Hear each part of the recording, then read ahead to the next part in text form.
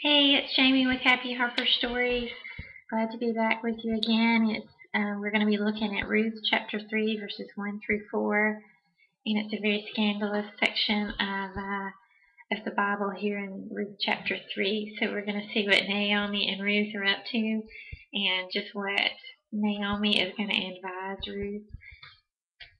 One day Naomi, her mother-in-law, said to her, "My daughter, should I not try to find a home for you where you will be well provided for? Is not Boaz, with whose servant girls you have been, a kinsman of ours? Tonight he will be winnowing barley on the threshing floor. Wash and perfume yourself and put on your best clothes. Then go down to the threshing floor, but don't let him know you are there until he has finished eating and drinking. When he lies down, note the place where he is lying, then go and uncover his feet and lie down. He will tell you what to do." Okay, so we see that Ruth has been working the whole harvest season, um, and now her mother-in-law is coming up with a plan for her to, you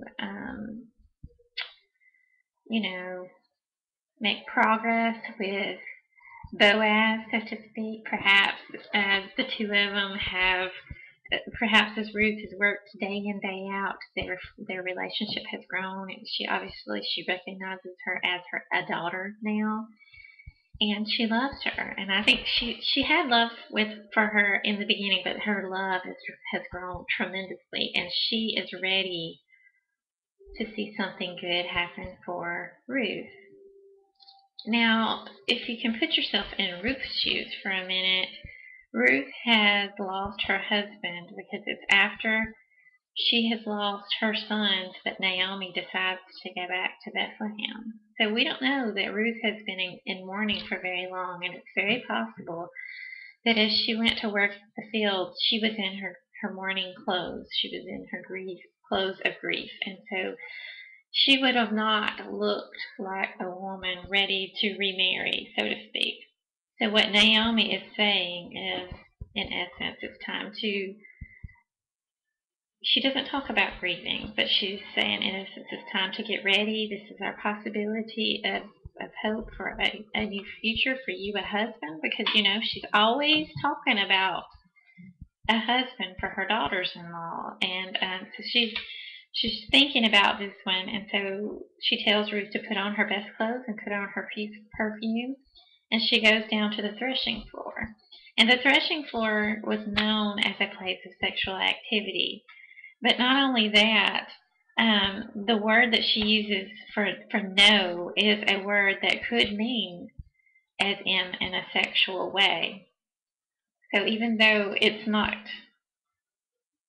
connotating that in English, in the Hebrew language, it may have had some connotation toward that. And then it also says when he's finished could be the same as our word for consummation or complete. So, I don't know if that word had any significance in the Hebrew language as far as sexually speaking, but he would have been full and possibly drinking alcohol, and he would have maybe been more relaxed, so to speak. And so she says, when he lays down, note the place. Note is the same word she uses for know. So know or know the place that he's laying, and go and uncover his feet.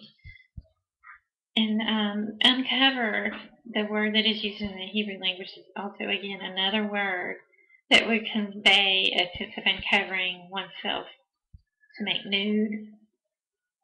So even though we can't really see the significance of this in the English language, there is some sense of this in the Hebrew language, that she was basically going to be proposing in a way that that he take care of her as her kinsman redeemer. So that's what we see here.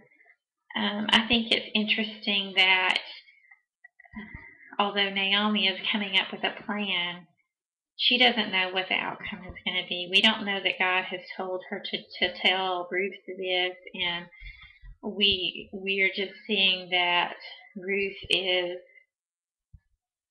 listening, and she might not be really excited about this possibility, but she's definitely willing to obey her mother-in-law, and she's cared for her mother-in-law, and she trusts her.